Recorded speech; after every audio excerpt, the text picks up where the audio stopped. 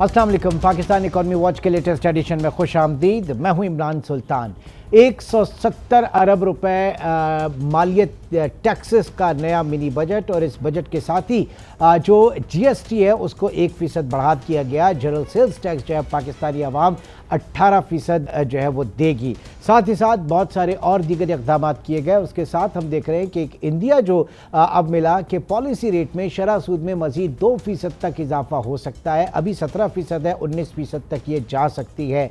ये तमाम फिस्कल और मॉनेटरी ऑपरेशंस जो हैं डोमेस्टिक इकॉनमी के लिए कितने ख़तरनाक साबित हो रहे हैं। सिर्फ टेक्सटाइल सेक्टर की अगर बात करें तो कहा यह जाता है कि पिछले एक आध साल के दौरान तकरीबन 40 लाख के करीब लोग जो हैं वो बेरोज़गार हुए हमारे इस टेक्सटाइल सेक्टर से।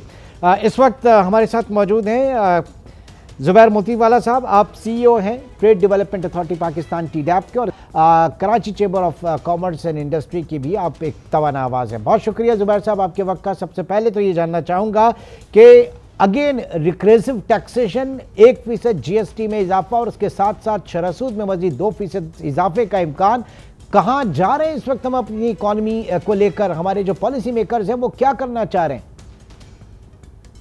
देखिए, बात यह है कि पॉलिसी मेकर्स तो जो है ना जो चाह रहे हैं उनको भी नहीं पता कि वो क्या चाह रहे हैं।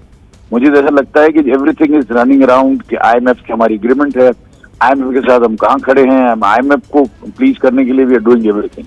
तो उससे जो है ना जो इंडस्ट्री को जो नुकसान पहुंच रहा है वो मैं समझता हूँ उसकी तलाफी नहीं हो सकती, क्योंकि we are losing very time. हमारा बड़ा फास्ट जा रहा है।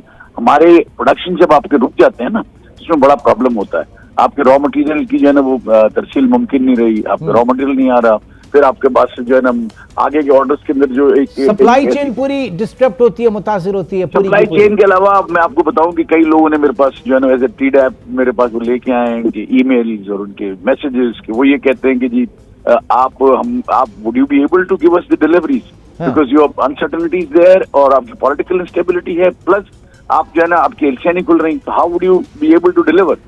तो वो स्विच कर रहे हैं इंडिया को और बांग्लादेश को वियतनाम से। मैं यही जानना चाह रहा था आप TDAP को लेकर गए दुबई फूड फेस्टिवल के अंदर, वहां पर पाकिस्तानी एक्सपोर्ट्स को प्रमोट करना था, लेकिन अंदरूने खाना क्या सूरत हाल रही? क्योंकि खबरें कुछ अच्छी नहीं आ रही है वहां पे। पाकिस्तान जो है वो कम्पीट नहीं कर पा रहा अपने इनपुट कॉस्ट के बढ़ने की वजह से।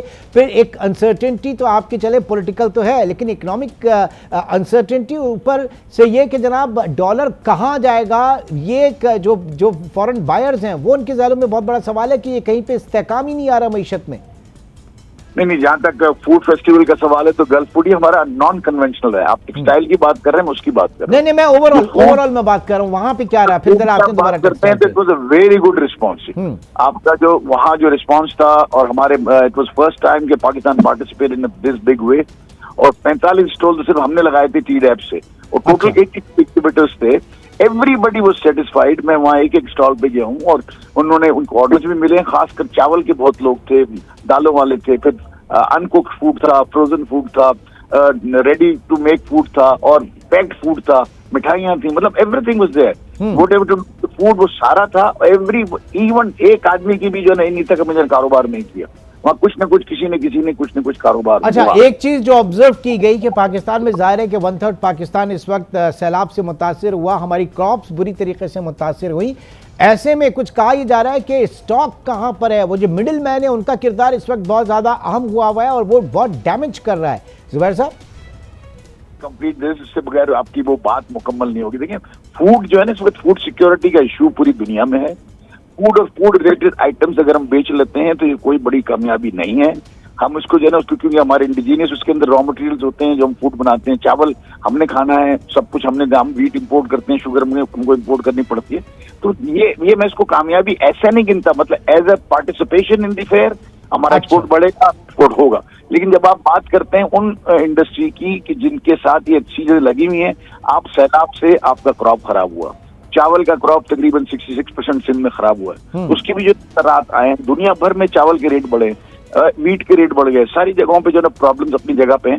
यहाँ हम बात करते हैं उन इंडस्ट्री की जो हमारा बल्क ऑफ द एक्सपोर्ट है। 60% आपका एक्सपोर्ट जो है ना वो टेक्सटाइल है, रिमेनिंग 40% जो है वो सारा आप पूरी दुनिया की चीजें ले लें, इंजीनियरिंग ले लें। हमने इंजीनियरिंग हेल्थ का बड़ा शो किया हमने लाहौर में, 180 बार से मार्केट आए थे, अभी भी पाकिस्तान के ऊपर लोगों को भरोसा है। खास करके हम लुक अफ्रीका के ऊपर देख रहे हैं कि we should look at Africa, और अफ्रीका बड़ा वर्जिन मार्केट है, CIS कंट्रीज। ये दो मेरे टारगेट हैं कि मैं इन दो जगहों के ऊपर, मैं समझता हूं कि जितना आज पाकिस्तान का एक्सपोर्ट है 30 बिलियन, इससे ज्यादा जो है ना उसके अंदर जो है पोटेंशियल है। CIS का एक्यूमुलेटेड GDP जो है हमसे ज्यादा है, $430 बिलियन है। तो हमें अफ्रीका के अंदर युगांडा सारा आपका बढ़ गया, हमको कॉन्सेंट्रेशन इस वक्त चेंज करना पड़ेगा। लेकिन आपके सवाल का जवाब ये है कि सैलाब की वजह से रॉ मटेरियल में बड़ी तकलीफ हुई, फिर इसके बाद इंपोर्ट्स में बड़ी तकलीफ हो रही है, और बड़े दुख के साथ ये कहना पड़ता है कि वो पैरेलल इकोनॉमी के अंदर जो है वो रॉ मटेरियल्स भी आ रहे हैं, जिनको हम बहुत मेहनत करके, जिनको हमने रोका था, वो चीजें फिर शुरू हो गई हैं। इंडस्ट्री लोग बंद करना नहीं चाहते, एक पार्ट भी मंगाना होता है तो उनको बोलना पड़ता है भाई यार पार्ट ले आओ, फिर वो हम उसको दुबई मंगा के देते हैं तो दुबई से वो यहाँ आता है। ऐसे मैंने जो है ना, लोग मुझसे ये बात करते हैं, कहाँ तक ठीक है कहाँ तक सही नहीं मुझे पता नहीं है, लेकिन वो कहते हैं कि तो हम कुछ मंगा सकते हैं। सर यकीनन कोई ना कोई तो रास्ता खुला होगा ना, चाहे वो कानूनी हो या गैर कानूनी हो, कुछ ना कुछ। और जहां पे इतनी ज्यादा सख्तियां होती हैं वहां दूसरे एवेन्यूज खुलते हैं। जरा खुर्रम शहजाद से भी बात करेंगे, माहिर मौशियात हमारे साथ मौजूद हैं। खुर्रम शहजाद, GST में 1% इजाफा और साथ ही साथ शरसूद मजीद 2% बढ़ने का इम्कान जो इंडिया दे दिया गया, ये कहाँ जाएगी? Domestic economy. और फिर दूसरा, जब आप शरसूद बढ़ाते हैं तो आपके कर्जे, क्योंकि हुकूमत पाकिस्तान सबसे बड़ी बोरोवर है, तो कर्जों की अदायगी, सूद की अदायगी उसके ऊपर बहुत बढ़ जाती है। तीसरी चीज़ ये कि $6 अरब का प्रोग्राम आपका 4.5 साल पहले जो आपने शुरू किया, क्यूमुलेटिवली आप एक्सचेंज रेट को ले लें और आप अपने पॉलिसी रेट को ले लें, इन दोनों चीज़ों में $101 अरब आपकी गवर्नमेंट को, आपकी मईशत को डेंट पड़ चुका है। खुर्रम जी, अस्सलाम वालेकुम, बहुत शुक्रिया इमरान प्रोग्राम में लेने के लिए। देखिए, जहाँ शरसूद का जहाँ तक ताल्लुक है तो इन हालात में डेफिनेटली उसका जो शॉर्ट टर्म इम्पैक्ट है वो बहुत सीवियर होगा। जैसे कि ऑफ कोर्स और प्राइसेस बढ़ाने का हो रहा है, जैसे कि हमने डिवैल्यू किया तो उसका इम्पैक्ट इन्फ्लेशन पे आ रहा है। उसके अलावा गैस की प्राइसेस बढ़ाई, उसके अलावा इलेक्ट्रिसिटी की प्राइसेस अभी बढ़ानी है, और साथ साथ जो है GST का of course across the board जो है उसका इम्पैक्ट होता है, और वो हर चीज़ की कीमत में इजाफा करता है डेफिनेटली, और उसका इम्पैक्ट डिफरेंट तरीके से होता है। फर्स्ट राउंड होता है, सेकंड राउंड होता है।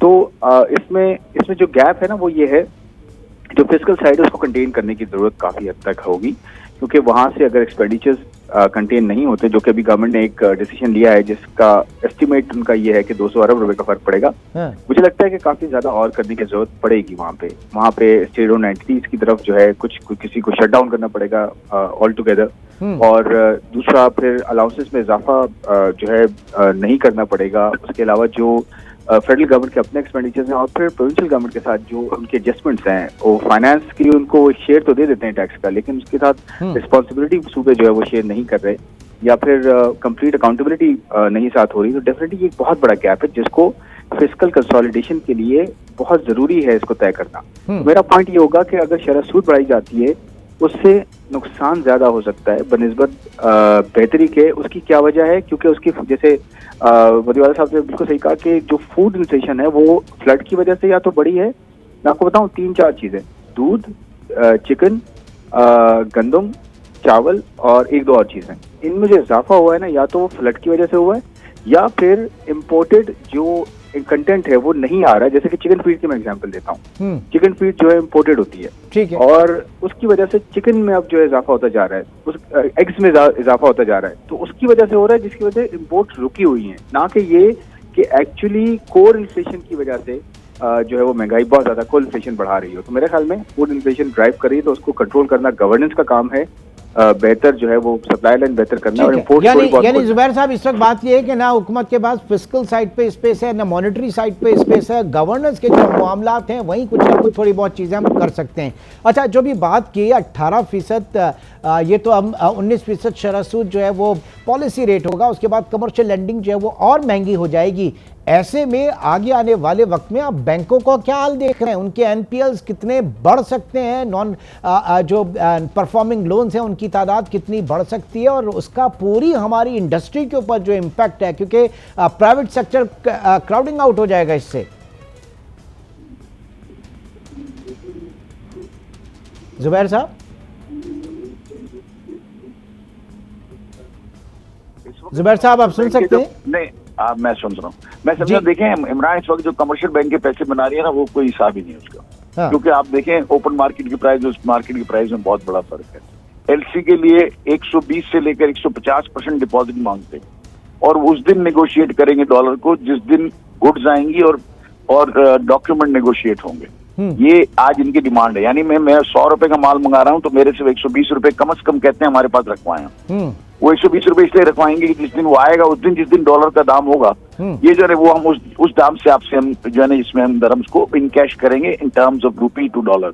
अब ये जो है ना ये इतना बड़ा काम है। इसका मतलब क्या हुआ कि आप एक ऐसी फजा क्रिएट कर रहे हैं जिसमें बैंक्स आर टेलिंग यू कि अभी 20% और इसके अंदर जो है ना आपका डेप्रिसिएशन होने वाला है। आप मुझे बताएं, तो अगर हम स्टेट बैंक से कहते हैं कि यू हैव टू रेगुलेट, आप इसको जो है ना रेगुलेशन करके करें।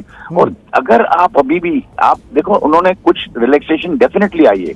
मैं अप्रिशिएट करता हूँ IMF के जो एग्रीमेंट के बाद और जो ये डॉलर को उन्होंने खुला छोड़ा है उसके बाद एलसीएम खुलनी शुरू हुई हैं, लेकिन जैसे खुलनी चाहिए ऐसे नहीं। पोर्ट पे जो माल पड़ा था वो रिलीज हुआ है, लेकिन अभी भी बहुत माल पड़ा हुआ है। अब वो माल पड़ा हुआ है जिसमें कंटेनर के अंदर मालियत $8,000 की है, और जो है ना उसके अंदर जो डैमेज, जो डिटेंशन चार्ज और ड्यूटी जो है वो 12,000 बन गई। अब कोई छुड़ाने को तैयार नहीं है। वो कहते हैं जी इसको यहीं रहने दो। तो वो बड़े नुकसानात, लंबे नुकसानात हमको जो है ना अभी नजर आ रहे हैं। इससे कई लोगों के जो है ना कैपिटल इरोड हो रही है। और दूसरा, आपने 20% आपने इंटरेस्ट रेट कर दिया। अब कूल डाउन कर रहे हैं इकोनॉमी को। यहाँ जो इकोनॉमी चल रही है उसको हम कैसे चलाएंगे, इंडस्ट्रियां कैसे चलेंगी? 20% के ऊपर कैश फ्लो के ऊपर अगर हम इंटरेस्ट रेट देंगे तो ये कैसे होगा? देखिए, हम डेफिनेटली समझते हैं Imran, as a business community of Pakistan, we are patriotic Pakistani. हम समझते हैं कि हालात ठीक नहीं है, हालात प्रॉब्लमेटिक हैं, हमारे पास रिजर्व्स नहीं है, हमारे रिजर्व इरोड हुए हैं, किसी भी वजह से हुए। हम आहिस्ता हमने पहले पॉलिसीज ठीक नहीं बनाई, वो सब बातें अपनी जगह पे। लेकिन आज फैक्ट ऑफ लाइफ ये है कि we don't have dollars to give it to our foreign exporters. और वो जो एक्सपोर्टर्स हैं वो पैसे के बगैर, उनके पास 199 कंट्रियां और हैं, सिर्फ पाकिस्तान तो नहीं है। वो कहते हैं जी हम आपके एलसी को, अब वो ये भी बातें करने लगे हैं कि थर्ड पार्टी जो है उसकी हमको कंफर्मेशन चाहिए।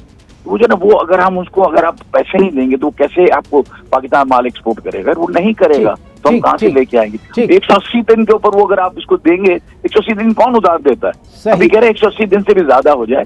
मैं सिर्फ आपसे सजेशन आपके थ्रू ये देना चाहता हूँ गवर्नमेंट को कि देखें, आप जो स्टेक होल्डर्स हैं उनके साथ बैठ के मीटिंग करें। हम आपका साथ देंगे, हम पाकिस्तान का साथ देंगे, हम पाकिस्तान को चलाना चाहते हैं, हम अपने आप को चलाना चाहते हैं।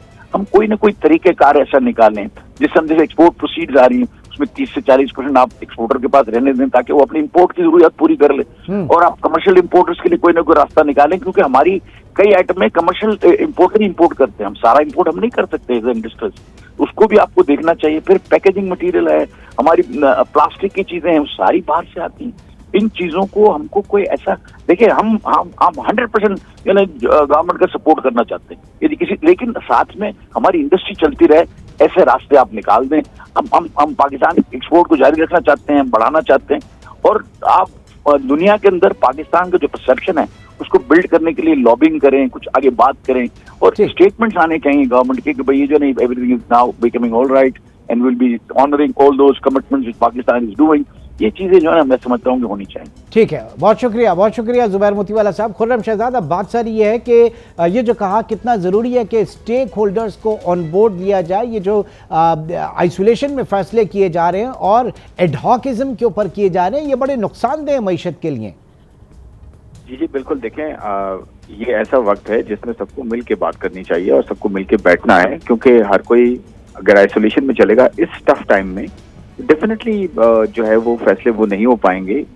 और एक विल की भी जरूरत है और साथ में जो है वो कलेक्टिव इंटेलेक्ट की और इसमें हमारी सियासी जमातों का रोल कितना अहम है, जो हमारे पॉलिटिकल एलीट्स हैं उनका रोल कितना अहम है? खुर्रम, बहुत अहम है। देखें, सबसे लीड तो वही कर रहे हैं ना, पॉलिटिकल पार्टीज हैं या जो भी हुकूमत में है, लीड तो वही कर रहे हैं। उनको ऑन बोर्ड लेना चाहिए सबको, क्योंकि ये एक शेयर्ड पेन है।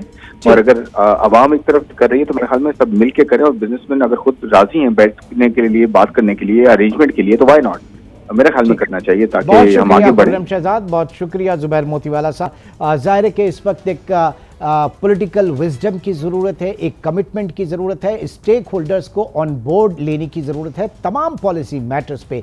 इंशाल्लाह आपसे कल मुलाकात होगी। टिल देन टेक केयर, अल्लाह हाफ़िज़।